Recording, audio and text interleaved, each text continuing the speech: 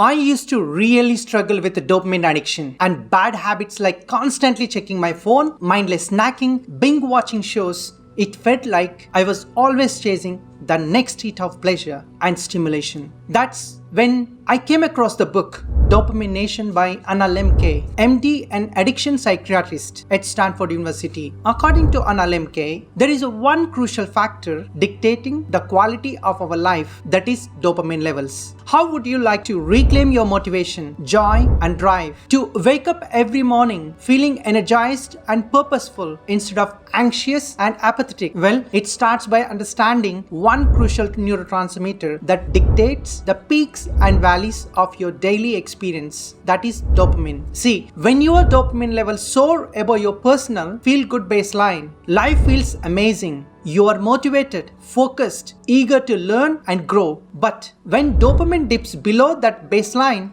something sinister takes over. Anxiety, lack of drive, the inability to even muster the energy to feed yourself. I'm not being over dramatic here. Research shows mice will literally starve themselves to death when their dopamine gets depleted. So yeah, this neurotransmitter controls whether you flourish or wither on any given day. The stakes are that high. The vicious cycle. But here is the sick irony. In our modern world of infinite pleasures and cheap dopamine hits, we are actually making this motivation crisis worse for ourselves. Every Instagram scroll, every Netflix binge, every hit of sugar or alcohol gives us a quick dopamine spike, followed by even harsher dopamine crash below baseline. It's like a vicious seesaw in our brain. The more we chase affordable pleasures, the more vicious pleasures, gremlins amass on the pain side to counterbalances. No wonder rates of depression, suicide, and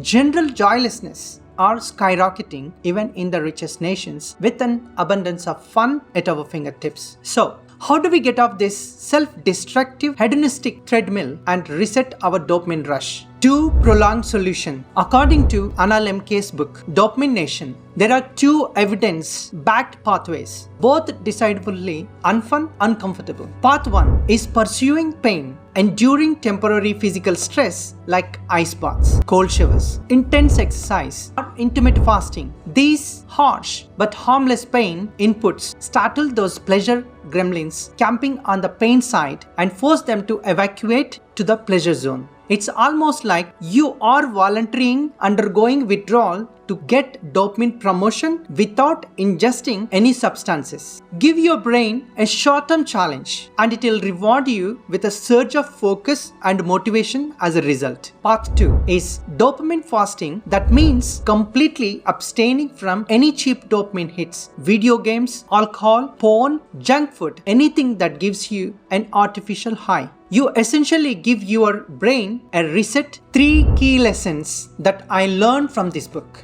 Number 1, we try to cover up discomfort and pain with fleeting pleasures instead of facing them head on. Number 2, this causes our brain to build up resistance, requiring more extreme behavior to get that dopamine rush. And third, counterintuitively, introducing some pain discomfort like fasting, exercise can be a healthy way to reboot your dopamine system. Following the advice in Dopamine Nation, I started practicing being okay with some level of discomfort instead of instantly gratifying myself. Whenever I felt restless or wanted escape into my usual vices, I paused and just let myself feel those emotions without acting on them. It was really difficult at first, but slowly, by restricting my access to dopamine hits and learning to tolerate periods of unstimulation, I regained control. My brain's dopamine receptors recalibrated and I could derive satisfaction from simpler things